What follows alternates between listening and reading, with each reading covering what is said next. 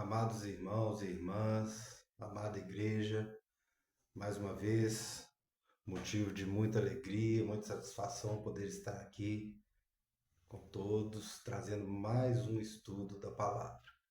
Hoje nosso estudo é de modo virtual, mas eu tenho certeza que, também desta maneira o Espírito Santo age no coração de cada um de nós, nos dando entendimento, discernimento e a certeza de que a palavra ela nunca volta vazia, ela sempre produz frutos. E é esses frutos que a gente busca, que a gente espera, que sejamos dignos, da, do Espírito Santo a florescer em nossos corações, em nossa consciência, esses frutos. Então, antes de darmos início ao nosso estudo, como é o costume nosso, de nossa igreja, antes de iniciarmos a leitura da palavra, vamos fazer a nossa oração ao Espírito Santo justamente para pedir a Ele esse discernimento. Amém? Meu Deus, meu Pai amado, em nome de Jesus Cristo, em comunhão com o Espírito Santo, Senhor, clamamos a Ti, meu Pai, neste momento de estudo da Tua palavra, de estudo da palavra inspirada, para que nós possamos entendê-la, compreendê-la através do Espírito, ter o discernimento, que ela possa agir em nossas consciências, produzindo frutos, frutos para o reino de Deus, frutos não para a nossa sabedoria ou para o nosso conhecimento humano, mas frutos espirituais, frutos de entendimento da palavra, de entendimento do Evangelho, para que assim, através do Espírito Santo de Deus, possamos continuar o nosso caminho aqui nesse mundo, amparados pelo Espírito de Deus.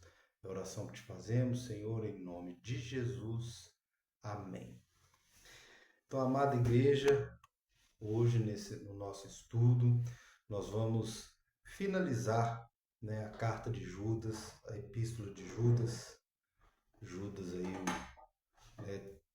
reconhecido pela grande maioria aí dos estudiosos, dos teólogos, que o autor dessa carta, esse Judas, é o irmão de Jesus Cristo, né? Ele se, no início da carta, ele mesmo se intitula como servo de Jesus e irmão de Tiago. E todos os estudos apontam, para que o Tiago, a que Judas se refere ao Tiago, que o Evangelho diz ser o irmão de Jesus e que depois foi um dos principais ali da igreja primitiva, e Judas se apresenta como irmão de Tiago, então por via de consequência ele também é irmão de Jesus. E a carta de Judas, como nós já tivemos oportunidade nas outras, nos outros estudos, esse é o quarto e último estudo, acerca dessa carta, dessa epístola. É uma epístola pequena, mas como nós vimos, é uma epístola muito importante, que o estudo dela é muito atual. Então está aí no nosso canal do YouTube, todos os três estudos anteriores, cada videozinho aí, se pegar em média uns 30 minutinhos.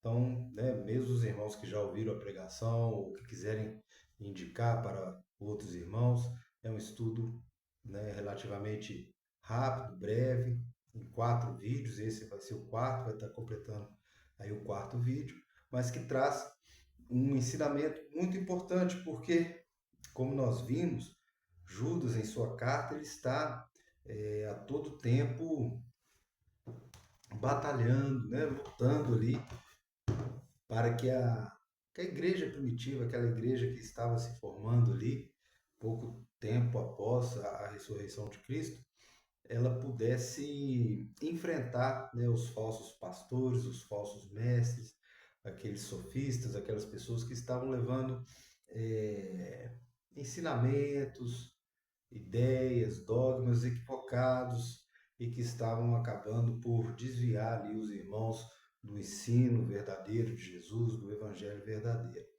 Então nós tivemos a oportunidade aí de ver como Judas, né, ele fala sobre o dever do cristão de estar lutando o tempo todo, pelejando mesmo pela fé, pelejando contra esses falsos estudos, né? Ele traz uma grande parte da carta falando como que esses falsos mestres, essas pessoas que estavam ali, né, imiscuídas junto àquele povo de Deus, estavam levando essas pessoas ao erro, ao engano, né, desvirtuando ali a igreja. Vimos também sobre as exortações, as profecias apostólicas de Judas para aqueles que não caíram, né, ou que não estavam caindo no engano, né, desses falsos mestres. Até Judas os trata como amados, né, ou seja, aqueles que é, tinham uma fé santíssima, estavam edificando essa fé no Espírito Santo, guardando o amor de Deus. Então Judas traz todo esse panorama que nós já tivemos a oportunidade de falar aqui e que é a essência, né, que é o corpo da carta de Judas.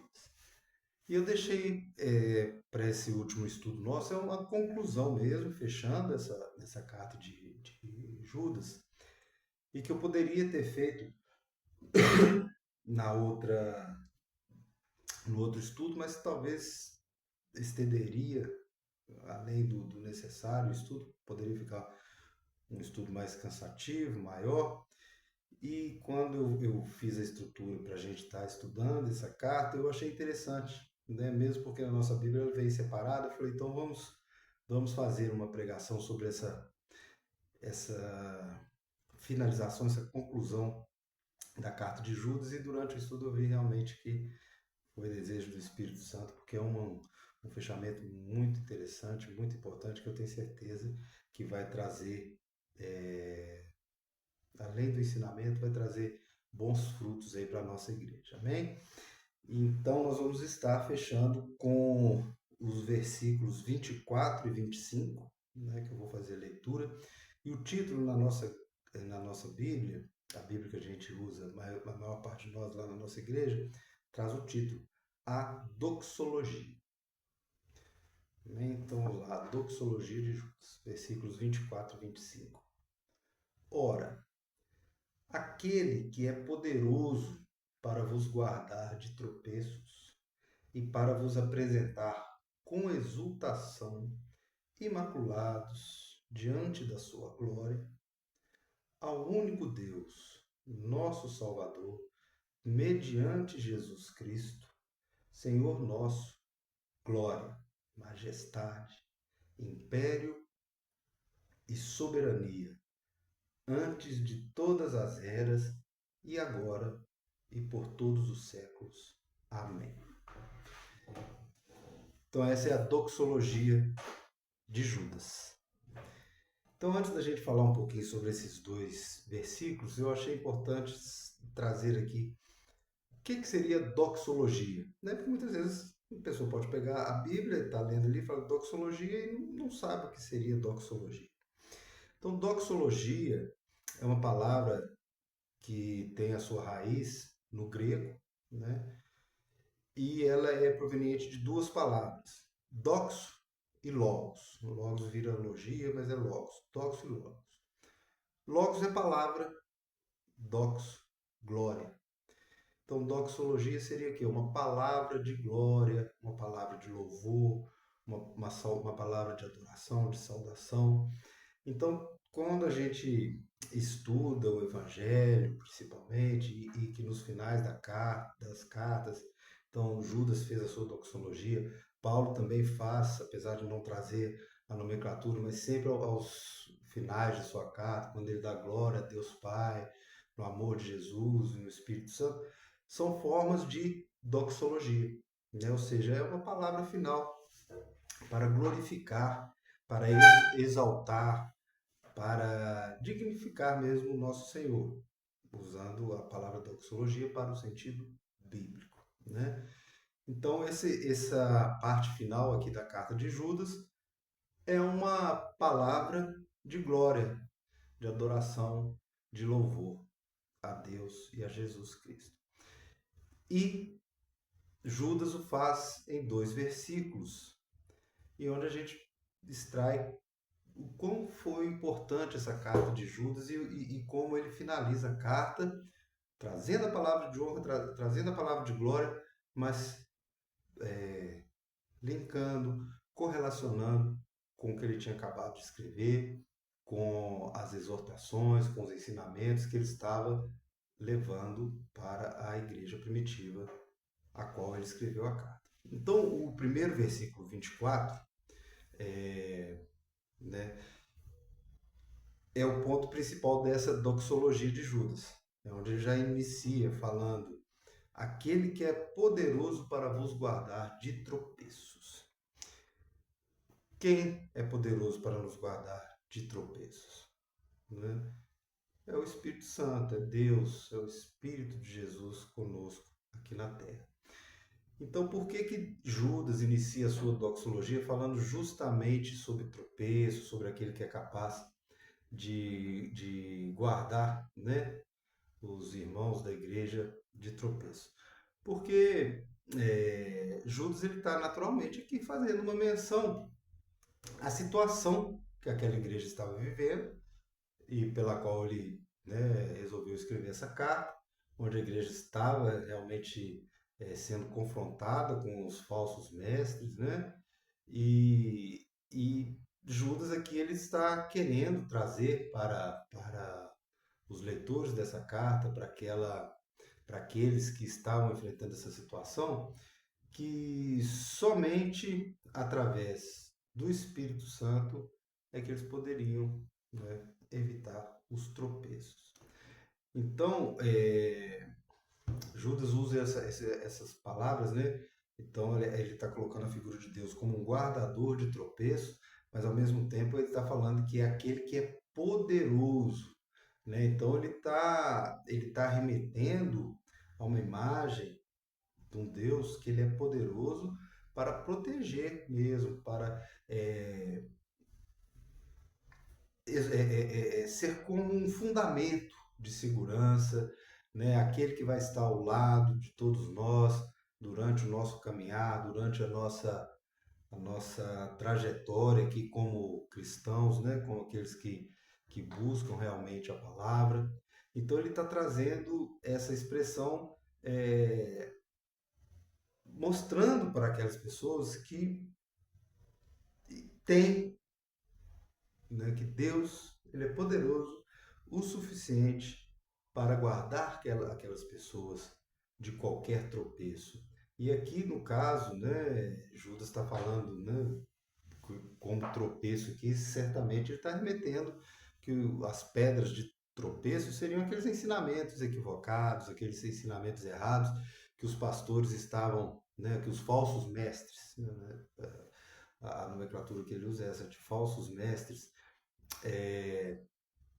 estavam tentando levar, né? Estavam imputando ali a igreja naquele momento.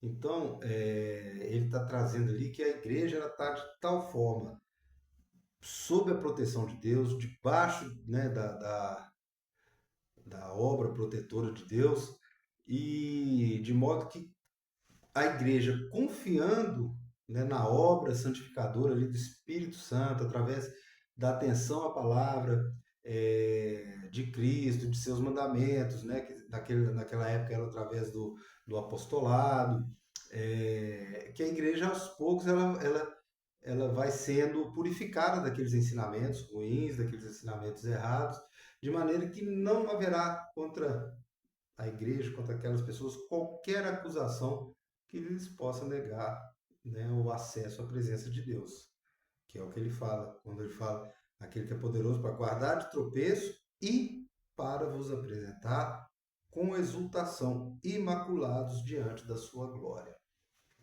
Então, essas considerações de Judas aqui, já logo de início, ela traz esses 2 pontos, né? O poder de Deus para evitar o tropeço, que naquele momento ali eram os tropeços dos ensinamentos errados, dos ensinamentos equivocados, e também poderoso o suficiente para que aquela igreja fosse purificada, que mesmo aqueles que poderiam de alguma forma ter errado, eles poderiam ser purificados, poderiam ser santificados, pois o poder de Deus é que permite isso. Deus é poderoso para livrá-los de todos esses tropeços. E esses tropeços podem ser entendidos, né, como ensinamento errado, como pecado, como desvio, como fraqueza na fé, qualquer tipo de tropeço. Mas o que importa é o poder santificador do Espírito Santo que age em nós e nos guarda desses equívocos, desses tropeços, de erro, de heresias que estavam sendo pregadas, muitas heresias. Né? Nós já tivemos a oportunidade de falar aqui sobre o gnosticismo, que naquela época fazia uma mistura ali do cristianismo com conceitos filosóficos e transformava isso em heresias e principalmente em ações ali de natureza, muito voltado, né, para a natureza sexual, coisas heréticas mesmo.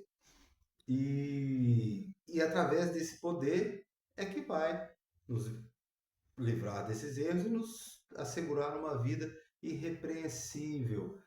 Mas essa irrepreensibilidade, não do ponto de vista humano, né? Mas do ponto de vista espiritual, da perspectiva de espírito, de redenção, né? De que através do sacrifício de Jesus na cruz, que nos livrou de toda acusação, podemos ser considerados justos, né? Através da fé. E dessa forma, aguardando o dia da conclusão da obra do Senhor, onde estaremos diante de sua glória. Né? É como Judas finaliza aqui esse versículo, estando imaculados diante da sua glória. Nós somos humanos, somos carnais, somos pecadores, então nós somente seremos imaculados espiritualmente, através da crença no nosso Deus, no nosso Jesus poderoso, para nos livrar dos tropeços ou para nos redimir quando tropeçamos, para nos perdoar quando erramos, quando pecamos, mantendo, né, nessa nossa caminhada essa possibilidade de chegarmos imaculados espiritualmente à sua glória. Então esse é o teor do primeiro versículo. Já o segundo versículo, né, feita essa exultação, essa palavra de glória mesmo, de fortalecimento da fé, de entendimento de que é através de Deus, né, que Deus é poderoso, que Ele que vai nos guardar, Ele que vai nos livrar do tropeço. Aí Judas finaliza no seu último versículo com uma exaltação, como um louvor mesmo, um louvor ao Senhor, ao falar ao único Deus único, nosso Salvador, mediante Jesus Cristo, né? Que era o mandamento de amarmos a Deus através do seu Filho, seguir os ensinamentos do seu Filho, que, né, foi imolado para nos salvar. Senhor nosso, só Ele é o nosso Senhor. Aí é glória, majestade, império e soberania antes de todas as eras, antes, agora e no futuro de todas as eras. Então, Judas encerra a sua carta com esse louvor, ele rompe nessa demonstração de fé ao Deus único, mostrando que essa fé ela deve ser inerente a todos nós que fomos eleitos, né, existe as teses da eleição, ou existe a tese que de Deus não faz acepção de pessoas. Isso não vem ao caso agora. Nós cremos que Deus não faz acepção de pessoas, ou seja, todos somos eleitos para crermos em Jesus. E a partir do momento que cremos, né, nós estamos o glorificando. Então ele traz e rompe nesse louvor, né, mas deixando claro, né, que a intenção dele nesse versículo é que Deus é o único Deus, porque a gente tem que voltar para o contexto da carta e a gente sabe que aqueles falsos mestres eles estavam deturpando essa questão do Deus único, do Deus triuno e querendo trazer outras formas de idolatria e outras formas de questionamento da soberania, tanto que lá atrás, no versículo 8 Judas fala que, né, falando desses falsos mestres, eles ensinavam que não só contaminam a carne, como também rejeitam o governo e difamam autoridades superiores.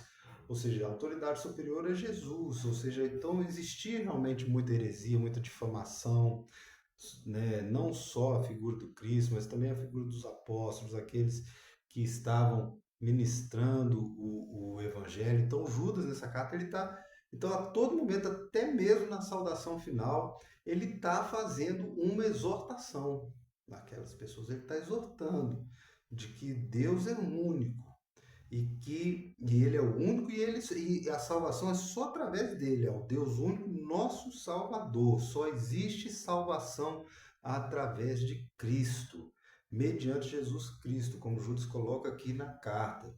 Então, não não é apenas uma questão de erro dos falsos mestres, mas a gente tem que Judas ele está demonstrando a exclusividade do Deus único, do nosso Deus, sobre todas as coisas. E Deus somente é revelado, e o Deus que somente é revelado nas Escrituras, somente Ele é que possui glória, majestade, império e soberania. Porque então se os falsos mestres eles estavam justamente questionando essa autoridade, essa soberania, e Judas aqui ele é enfático, ele enfatiza, tanto que ele utiliza 4 palavras para enfatizar essa soberania de Deus, né? Então ele usa glória, majestade, império e soberania. É para não deixar dúvida que naquele embate, né, que a igreja, desculpa, que naquele embate que a igreja estava vivendo naquele momento, somente Deus, somente Jesus é soberano. Então nós que cremos em Cristo, né, devemos adorar exclusivamente aquele que é o nosso Senhor, louvando sempre a Ele pela maravilhosa dádiva da redenção a que fomos submetidos através da cruz, né? E é através dessa redenção que vamos poder garantir a vida eterna na presença dele. Tanto que Judas finaliza a sua carta despindo de qualquer entendimento temporal do tempo nosso dos homens. Então, como João também falou que o início era o verbo e o verbo, né, que se fez carne, aqui ele também fala. Antes de todas as eras, agora e por todos os séculos que virão. Então Judas está falando, a soberania, a majestade, a glória, através do amor de Cristo, é atemporal. É antes, é o agora, é o futuro, é esse mistério que nos cerca, mas ao mesmo tempo que é um mistério, é uma certeza, né, de que somente através, né, dele, somente através de Jesus, é que, como Judas ensina, nós poderemos chegar imaculados diante da sua glória. Somente através do poder de Jesus. Somente através do único Deus.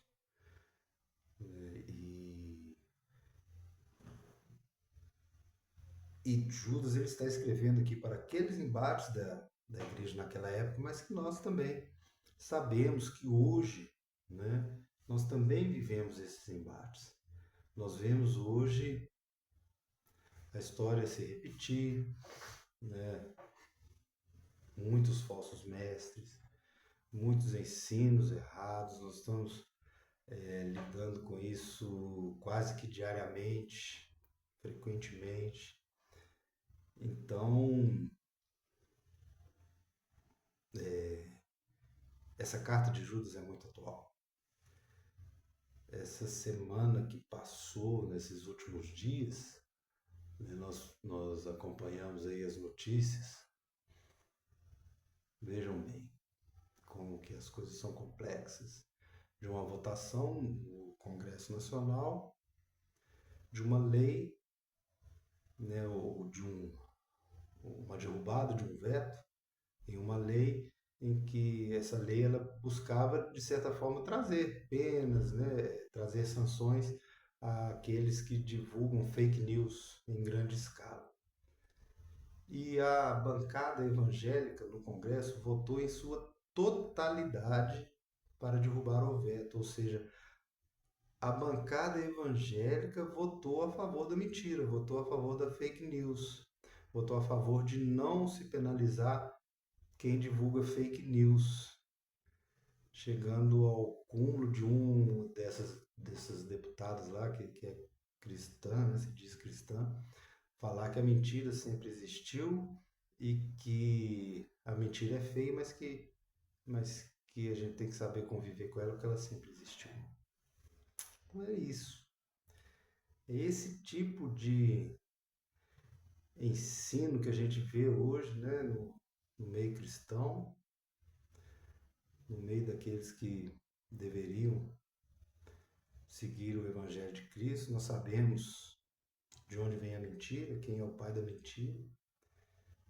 E a questão se tornou tão complexa, tal qual naquela época, que naquela época que Judas está combatendo aqui, eram outros tipos de heresias, né? Mas eram heresias também calcadas, fincadas na mentira, né? Em ensinamentos mentirosos para aqueles irmãos daquela igreja. E é exatamente o que a gente continua vendo, observando e assistindo até os dias de hoje. Então a carta de Judas ela é muito atual. A carta de Judas é uma carta que nos faz meditar profundamente, como nós já falamos aqui em outras oportunidades, mas nós precisamos reiterar, que é a necessidade de meditarmos, estudarmos, de estarmos clamando, pedindo, orando, fortalecendo a fé, né? Pelejar pela fé, como Judas diz, porque só através da fé, só através do Espírito Santo, este que nos guarda de tropeços, que é a matéria do estudo hoje, esse que nos guarda de tropeços, para nos guardar de tudo que nós estamos vendo hoje, de ensinamento errado, de ensinamento equivocado. Não tem outro caminho.